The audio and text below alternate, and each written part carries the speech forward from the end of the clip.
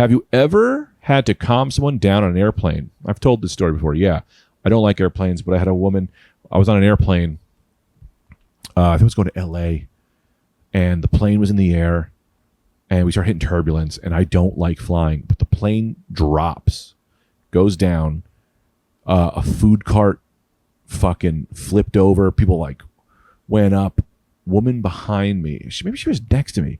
I feel like it makes more sense if she was next to me, because I don't get how she could have been behind me. She starts crying. And my brain, what's crazy is that as afraid as I am as planes, when the shit goes down, my brain clicks into another mode, right? It doesn't go into fear. It just goes into like adrenaline.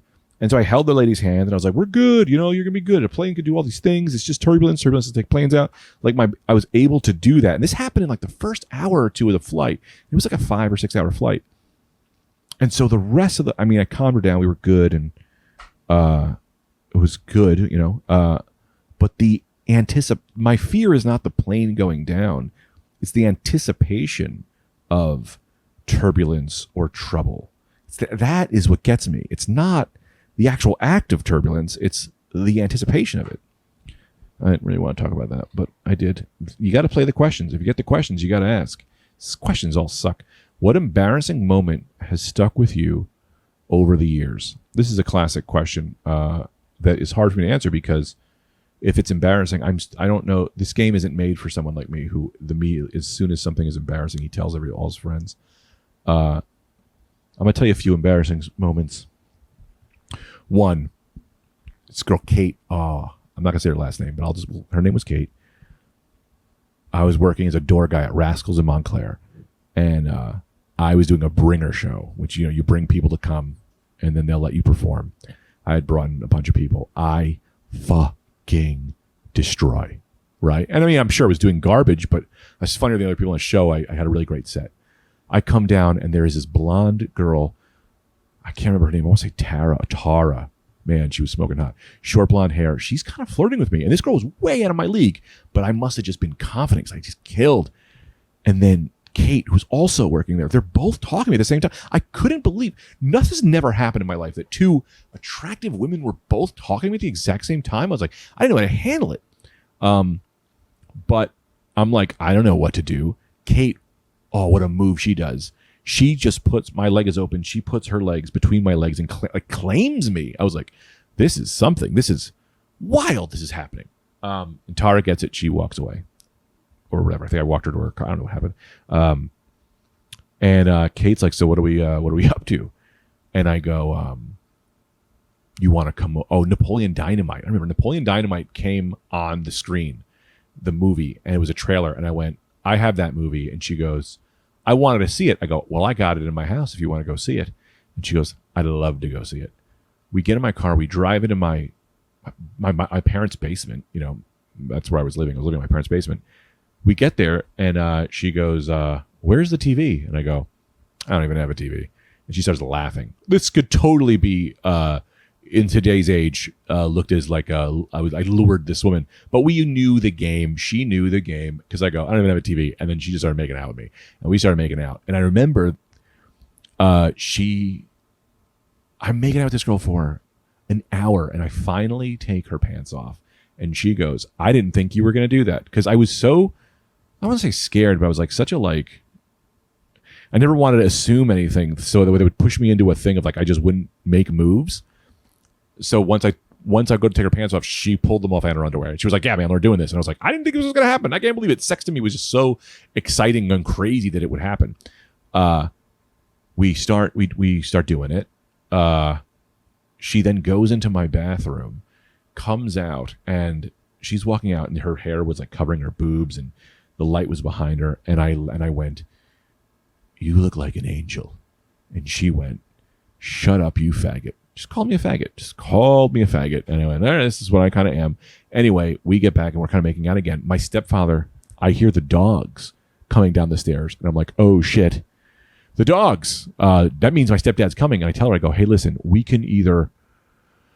I had told her this. So I was like, my stepdad's coming. And so what I did was I threw the blanket over her and I ran in the bathroom. Now, some of you were going to say, coward move. No. This was a smart move, because my stepfather was more likely to go into the bathroom than to rip the blanket off my bed, right? So to me, it was like, no, because if I throw her in the bathroom and he goes in there, that's a problem, right?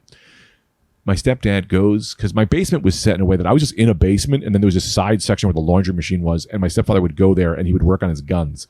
He had the M1 Garand. It was his World War II gun. He would buy the stock parts. He'd buy the parts offline, refurbish them, and then put them together and rebuild these guns. So he would do that at like 6 a.m. every day when I was just sleeping. He comes down. He starts working on his guns for, I want to say, I don't know, hour and 20 minutes. He's just sitting there. I'm sitting naked in the bathroom. She's hiding under the blanket. I still remember it too because I saw it through the crack. The dogs came down. She goes, puppies. And then she goes, oh shit. And he came through the blanket overhead.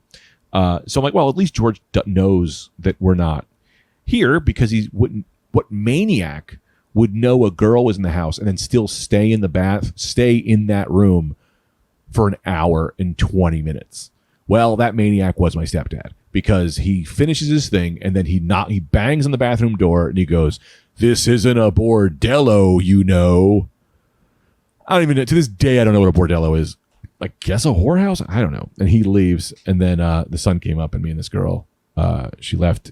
She was like a really cool girl who I think her was fucking wild move. I don't know if I should share this because, well, I'm not saying her last name, but like I really liked her. Then one of my friends told me that she sucked a guy's dick. She sucked a dishwasher's dick for weed.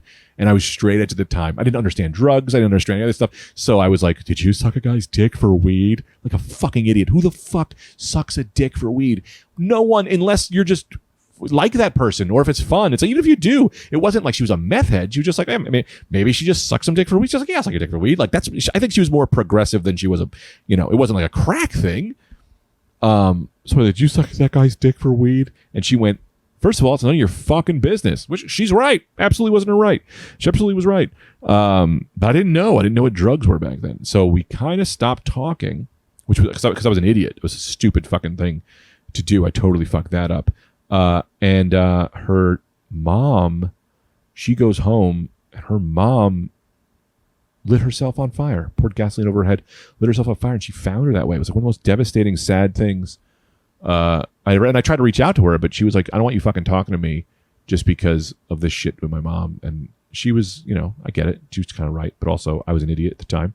But the most embarrassing thing, I think, one of those embarrassing moments was that when she came in the bathroom, I said, "You look like an angel," and she called me a faggot. So I was like, that's pretty embarrassing. But I got a lot of those. I got a lot of I'm trying to think one of the more embarrassing things I've done. I think the ones that really make you cringe. Here's the thing. If you have a story that really makes you cringe, don't bottle it up. Tell it. Because once you tell it, you have to tell it a few times. So you own it, man. It's so funny. Embarrassing stories are the fucking best. And because, like the Seinfeld story, the story I've told a billion times about how I heckled Jerry Seinfeld was notoriously the most embarrassing moment of my life. I was a new comedian, and I pretty much raised my hand and I said, "Hey, Jerry, what's up with people who ride the bus?" And he went, "What the fuck are you talking about?" I was so embarrassed that I didn't tell anyone. And then once I started telling people, like, that's a hilarious story. Trying to think of something even worse. What's some weird shit I've done? I pretty much tell everybody everything. It's hard. So it's like, I did have, I remember I was in love with this girl in grammar school. I was like in love with her my whole life. And when I first started collecting action figures, she found me in a Toys R Us. It was with a Dr. Octopus Marvel Legend. And this is one that was the first one they made for my Toy Biz heads out there. And she was like, it was like her nephew was like, "Hey, can I have that?" And I was like, I saw as a kid, I was like, yeah, I was going to give it to him. And then she comes around the corner and she was like, "Oh, hey, Greg. Oh, that's the figure my nephew wants." And I was like, "This is your nephew?" And I went, "He ain't getting shit." And then she just kept it because fuck her. Because she also made a joke like, "Is that for you? Oh my God, you collect toys?" And I was like, "I collect them. I'm proud." Yeah, all the things in my life that I'm like kind of embarrassed about, you kind of just say them and then people like you more. Like all the things that are embarrassing in life are the things that make you who you are. Like collecting action figures was a thing I was so embarrassed about. So I almost fought this fucking comic at the cellar the other day. I was telling him about like how I like comic books and stuff, and he was like, "Really?" Like he was like acting like This is 1996. And I was like, dude, I'm 248 pounds. I will just lay on you and your ribs will crush. Are you crazy? That's how I fight people. I just lay on them. I'm like, fuck off, dude. Oh my God, we're at 57 minutes. Not that like I was... Pick up your head, pick up your body. Get on the bus, it's time to party. It's Gregory. It is a Saturday night, Gregory. Take your socks off and take your pants on. Get in the car and drive on Friday night, Gregory. It is a Friday night, Gregory. Born in the darkness, my man was too high. He created the show, so that is why that you have Gregory. Oh, Friday night, Gregory.